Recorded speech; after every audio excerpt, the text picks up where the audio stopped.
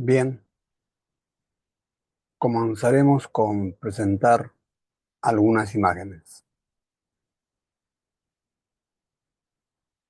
Aquí podemos apreciar una imagen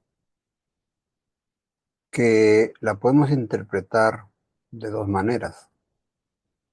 Algunas personas pueden ver en esta imagen una persona anciana. Aquí está el cabello, la nariz, la boca y el mentón. Y otras personas pueden en esta misma imagen apreciar a una mujer joven. Aquí tenemos el cabello, la silueta de la cara, el mentón, el cuello, la pañoleta y una pluma. Entonces, como podemos apreciar una misma imagen, podemos percibirla de diferente manera. En esta otra imagen, algunas personas podrían ver en el fondo un árbol frondoso de color negro. Y otras podrían ver aquí la silueta de un felino enfrentado con la silueta de un mono. Nuevamente, la misma imagen da interpretaciones diferentes dependiendo de quién lo observa. En esta imagen fácilmente podemos señalar que hay dos líneas, una línea recta y una línea curva, porque estamos acostumbrados a ver las formas de las cosas. Pero en realidad acá vemos esferas de color rojo en la parte superior y esferas de color negro en la parte inferior. Pero lo interpretamos de acuerdo a nuestras experiencias anteriores. En esta siguiente imagen, rápidamente podremos señalar que lo que apreciamos aquí es un cubo, pero en realidad aquí se puede apreciar esferas de color negro entrecortadas, dispuestas de tal manera que nosotros lo que hacemos es completar la imagen del cubo con líneas en blanco. Es la interpretación que hacemos de algo que estamos observando. De igual manera, en esta otra imagen, rápidamente podemos señalar que se trata de una pelota de fútbol, porque tenemos nosotros almacenado en nuestra memoria, en el subconsciente, la imagen de una pelota. Sin embargo, lo que en realidad aquí se observa son figuras geométricas de diferentes formas, todas de color negro, pero nosotros completamos y le damos forma a la imagen y la interpretamos como una pelota. En este caso, la persona del lado derecho señala con seguridad que aquí hay 3 listones, mientras que la persona del lado izquierdo señala que en realidad son 4 los listones. Como se puede ver, es la misma imagen, pero interpretada de diferente forma por estas personas que se encuentran ahí. Y finalmente aquí tenemos una imagen en donde, vamos a ponerlo, en donde la persona del lado derecho asegura que es el número 9, mientras que la persona del lado izquierdo asegura que es el número 6. Pues todo depende de qué lado de la figura se encuentra uno para poder definirla. Es decir, en otras palabras, que lo que vemos no es exactamente lo que percibimos. Lo que percibimos lo hacemos con la memoria guardada, con el subconsciente. En otras palabras, los ojos y la corteza cerebral, en este caso la parte posterior, que es el área visual, lo único que hace es captar la imagen,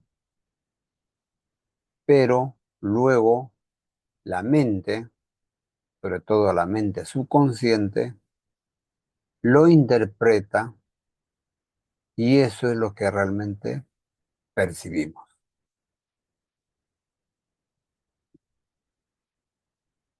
Ahora bien, Carl Jung, padre de la psicología analítica, sostiene justamente que hasta que el inconsciente no se haga consciente, hasta no tomar conciencia de esa parte de la mente profunda que es el inconsciente, pues el subconsciente seguirá dirigiendo nuestra vida y le llamaremos destino. Es decir, todo lo que ocurre en nuestra vida está finalmente manejado por el subconsciente. Bien, el subconsciente es una parte del campo mental que representa el 95%, mientras que la parte consciente es solamente el 5%. Con la parte consciente de nuestra mente podemos nosotros analizar, observar, pensar, juzgar, relacionarnos con el medio que nos rodea. Pero la parte sumergida de la mente, que no la apreciamos, que es el subconsciente, contiene nuestros, nuestra memoria, nuestras experiencias, miedos, traumas, es decir, todo lo que hemos ido almacenando a lo largo de los años. Y es justamente el subconsciente lo que finalmente determina nuestro comportamiento, porque es el subconsciente que interpreta lo que vemos y de acuerdo a cómo lo interpretamos, realizamos las acciones correspondientes. Es decir, en otras palabras, la realidad que percibimos, la percibimos a través de una lente representado por nuestros pensamientos, nuestras creencias, sentimientos, y esto nos lleva a una acción. Y así es como interpretamos la realidad, que no es exactamente como es, sino como nosotros lo interpretamos a nuestra manera. Bien, para la mente subconsciente, esta imagen puede representar una amenaza, peligro, y entonces desencadena una serie de reacciones gobernadas principalmente por la adrenalina, que nos prepara justamente para huir, para la huida. Pero la mente subconsciente no diferencia de esta amenaza real de esta otra amenaza. Aquí no hay algo real. ¿Dónde está la amenaza? Está justamente en el subconsciente. Nuestros pensamientos, creencias, prejuicios, temores, miedos, esos vienen a ser nuestras amenazas. Y el subconsciente lo interpreta igual, como una amenaza a la vida, una amenaza a la supervivencia. Y como esto es constante en el tiempo, entonces libera cortisol con todos los efectos secundarios que implica el cortisol a lo largo de mucho tiempo. En otras palabras, son nuestros propios demonios, nuestros prejuicios, miedos, fantasmas, que representan una amenaza, que el subconsciente lo interpreta como una amenaza. Y si nosotros estamos emocionalmente estables, manejaremos adecuadamente esa amenaza. Pero si no lo estamos, entonces se crea un conflicto emocional no resuelto y la mente finalmente lo resuelve a través de una enfermedad. Así es como aparece el doctor Hammer, médico alemán, que trabajó muchísimos años en un hospital de neoplásicas en Alemania, que luego de haber realizado a lo largo de varios años sus trabajos de investigación con cientos y cientos de pacientes, pudo describir y proponer lo que él llamó las leyes biológicas en su nueva medicina germánica. El doctor Hammer justamente sostiene lo siguiente, que toda enfermedad, cualquiera que fuese, es una solución biológica a un conflicto emocional inconsciente no resuelto. Finalmente, la enfermedad es la solución. Ahora, descubrir, comprender y hacer consciente este código secreto del síntoma, finalmente va a detener la enfermedad hasta su total remisión. Y esto lo pudo comprobar en todos los casos.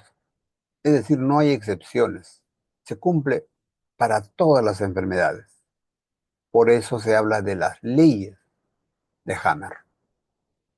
Y para entenderlo, vamos a explicar previamente unos conceptos. El ser humano cuando se forma, cuando se produce la fecundación, el huevo o cigote, que es una célula, se divide, se multiplica hasta formar un conglomerado de células y finalmente ordenadas en forma de capas de células. Estas membranas son las que van a generar cada una de ellas luego los órganos que conforman el organismo humano.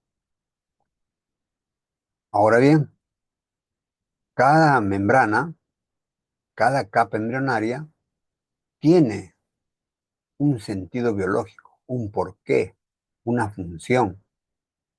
Y por lo tanto los órganos que genera tendrán el mismo sentido biológico. Por ejemplo, el endodermo, que es la capa embrionaria más interna, tiene como sentido biológico la supervivencia. Es decir, que cuando se produce una amenaza a la supervivencia y el individuo no puede resolver ese conflicto, pues el organismo lo resuelve a través de lo que se llama un programa de adaptación, es decir, una enfermedad, en el órgano correspondiente a esa capa, que en este caso sería el aparato respiratorio o digestivo o reproductor. El mesodermo antiguo tiene como sentido biológico la protección. Nuevamente, cuando hay una amenaza a la protección, los órganos que van a manifestar esta amenaza a través de una enfermedad serán en este caso las membranas, como la pleura que envuelve al pulmón, el peritoneo, las vísceras abdominales, el pericardio que envuelve el corazón, las meninges al cerebro, la piel en general. El mesodermo nuevo tiene como sentido biológico la valorización, es decir, que los órganos que genera nos permiten avanzar en la vida y eso tiene un valor. Cuando existe un conflicto de desvalorización, es decir, cuando nuestra autoestima cae por los suelos y no podemos resolver este conflicto, pues la enfermedad se va a manifestar justamente en el aparato locomotor, huesos, músculos, tendones, articulaciones. Y finalmente la capa más externa, que es el ectodermo, tiene como sentido biológico las relaciones interpersonales. Y cuando existe un conflicto a este nivel, se va a manifestar la enfermedad en aquellos órganos que corresponden justamente a los órganos de los sentidos. Pues bien, según Hammer, todo se inicia con un impacto emocional que no lo podemos resolver y él lo llama un shock biológico. Y no lo podemos resolver porque para esta persona resulta ser dramático, inesperado, con el componente que lo vive en soledad. Y al no poder resolver este conflicto emocional, entonces el organismo, la mente, genera dos efectos. Primero, a nivel del cerebro, aparecen unas pequeñas manchas llamadas focos de Hammer, visualizadas a través de exámenes complejos. Y por otro lado, toma un órgano, el cual va a depender del tipo de conflicto que presenta esta persona. Por ejemplo, aquí observamos a una madre, un animalito, que está dando de lactar a sus crías. Cuando este animalito percibe que una de sus crías está en peligro, pues como no tiene recursos que el ser humano lo tiene, entonces lo que hace es instintivamente aumentar la cantidad de células a nivel de la glándula mamaria para producir más leche y de esa manera poder ayudar a ese cachorro o esa cría que está en riesgo de perder la vida. Esto es lo mismo para el ser humano. La madre da de lactar a su hijo, pero el periodo de lactancia es un periodo limitado. Cuando este hijo ya es mayor, digamos que tenga alrededor de 20 años, que ya está haciendo su propia vida y la madre no ha sido capaz de romper el cordón umbilical, es decir, no ha sido capaz de dejar que su hijo haga su propia vida y se responsabilice por ello, siempre va a estar ligado a este hijo. Y entonces, si este hijo entra en un estado de peligro o tiene problemas muy serios, la madre lo va a sentir como si todavía fuera un bebé a quien le está dando de lactar.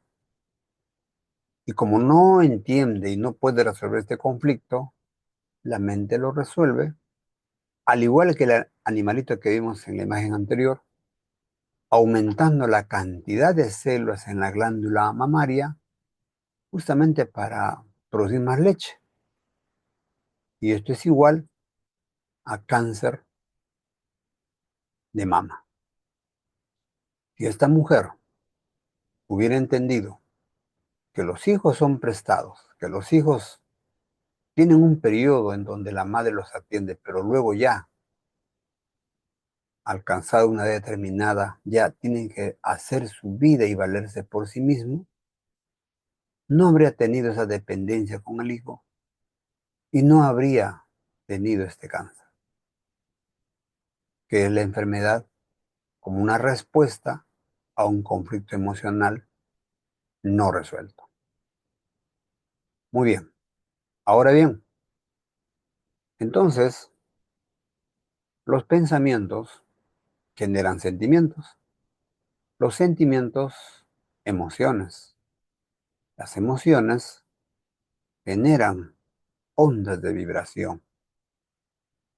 Y estas ondas de vibración atraen justamente aquello y En otras palabras, atraemos justamente lo que generamos. Y esto se llama la ley de la atracción. Finalmente, con esta imagen vamos a entender mejor que el dolor no solamente es sensorial, no solamente es físico, sino que tiene otros componentes. Porque una persona que tiene un dolor físico también tiene un problema de tipo afectivo y también elabora y evalúa una serie de ideas y pensamientos en torno a ese dolor físico. Y por último, modifica sus relaciones sociales, las cuales se ven alteradas. Si esta persona sería capaz de manejar la parte afectiva de este dolor, la parte cognitiva y la parte social, entonces el dolor se habría reducido sustancialmente, porque le habríamos quitado los componentes adicionales al dolor físico y de esta manera habríamos reducido el dolor. Muy bien.